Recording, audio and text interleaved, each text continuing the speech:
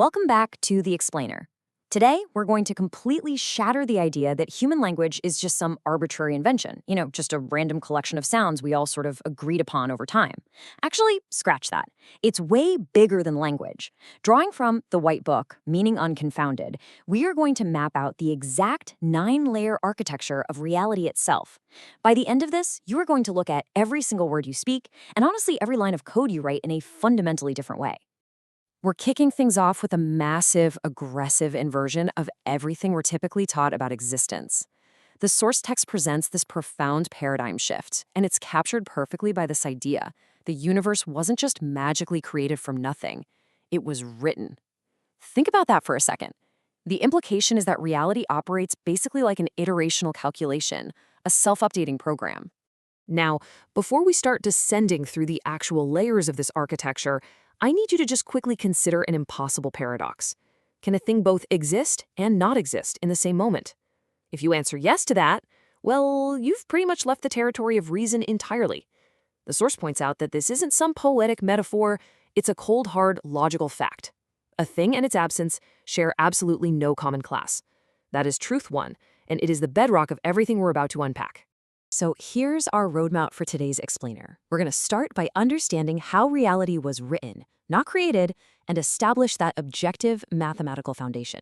Then we'll dive straight into the 9-layer Genesis stack, focusing specifically on Layer 8, the consonant code, and Layer 9, programming in silicon. Finally, we'll wrap up by looking at who the actual authors of this universal text are.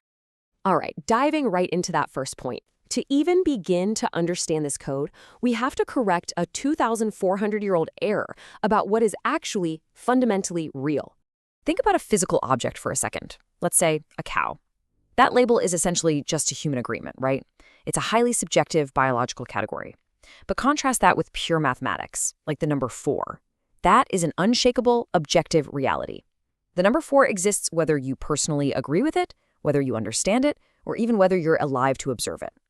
For millennia, we've treated physical objects as the ultimate foundation of reality, and math as just a handy tool to describe them. But the source text insists we have it exactly backward. And that realization brings us directly to the bedrock concept that proves the non-physical is actually our foundational reality. This is the concept of logicism. It's the understanding that mathematics is absolutely not a human invention. It is the structural necessity that emerges the exact moment one unit of life encounters another. Put simply, the second a conscious intention exists, it creates a rigid, totally unavoidable set of rules. And that, fundamentally, is what math is. The crucial takeaway here is that mathematics cannot lie. Physical phenomena, those are just subjective descriptions written by this underlying, objective tracking of intention interacting with itself. So, how does this objective mathematical truth actually render itself physically into the world you experience every day? Let's map out the 9-layer Genesis stack. This stack beautifully illustrates what's called the descent architecture. It literally bridges the gap from cosmic consciousness at Layer 1 all the way down to the physical transistor gates at Layer 9. Think about how this cascades. It starts up top with life-generating postulates. These are your source-level commands. Those postulates freeze into mass, which generates quantity, giving us numbers at Layer 3. Then, as those numbers interact, we hit the rigid structure of logic and mathematics in Layers 4 and 5. This eventually renders outward into pictures, written numbers, spoken letters, and ultimately modern programming in silicon. I really want to zero in on this specific transition in the middle of the stack because it's absolutely crucial. We're seeing how objective logic crystallizes into mathematics, which sets the entire stage for reality to be physically printed. Layer 4 is Boolean logic X and not X. It's the absolute ironclad rule that if there is a must, there has to be a must not. This creates the skeleton of literally all interactions. Moving right into Layer 5, Logicism. This logic solidifies into mathematics. It's the realization that the rules of sets and the rules of counting are the exact same thing.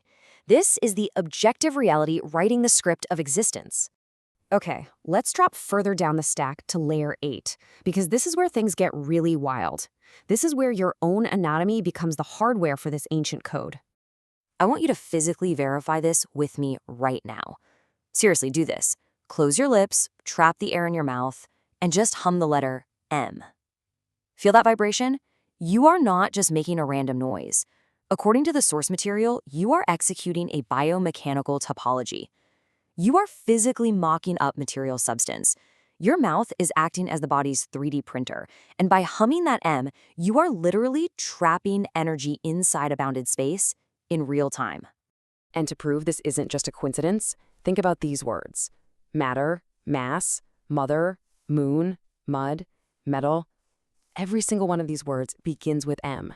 The source shows 100% fit, proving that the mouth physically demonstrates the core meaning of material substance as it speaks. The letter M isn't just some arbitrary squiggle we assign to these concepts. The physical geometry of producing that sound is the actual mathematical code for material mass. So if the mouth is layer 8, what happens when we move to layer 9? Let's see how this exact same code builds into the technology running our modern world. Think about a modern software engineer writing code today. They are casting the exact same spell using the exact same Boolean logic as an ancient scribe from 3,000 years ago. The scribe pressing a reed into clay was executing the consonant code of layer 8. The modern programmer, they're executing layer 9. That Boolean logic, that X and not X from layer 4 we talked about, has simply been transferred into physical transistor gates made of silicon.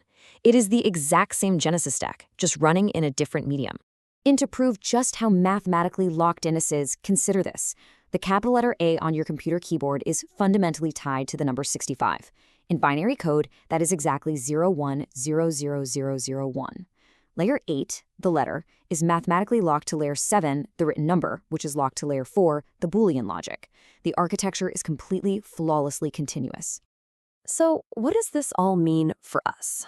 Well, if speaking is executing mathematical code and typing is writing it, the implications for you personally are absolutely staggering. By upgrading your awareness through this comprehension stack, you stop being just a passive reader of random letters. You start to see the hidden assumptions, the true architecture running beneath everyday sentences.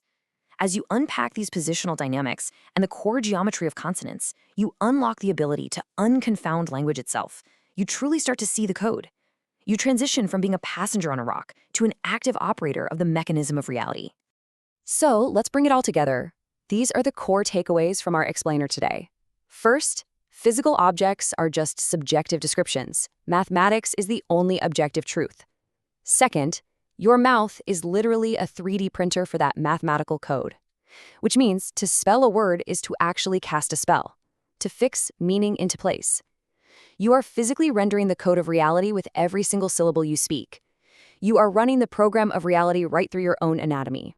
I want to leave you with a thought that honestly gives me chills. The source material tells us you are not a passenger on a random rock. You are the code that has become aware of itself. You are the local author of a universal text. So the only question left is, what are you going to write next? When you speak today, are you writing chaos or are you writing harmony into the universal field? The code is in your hands and the engine is running. Thanks so much for joining me to unpack the Genesis stack today. Keep questioning the basics, and I'll see you in the next explainer.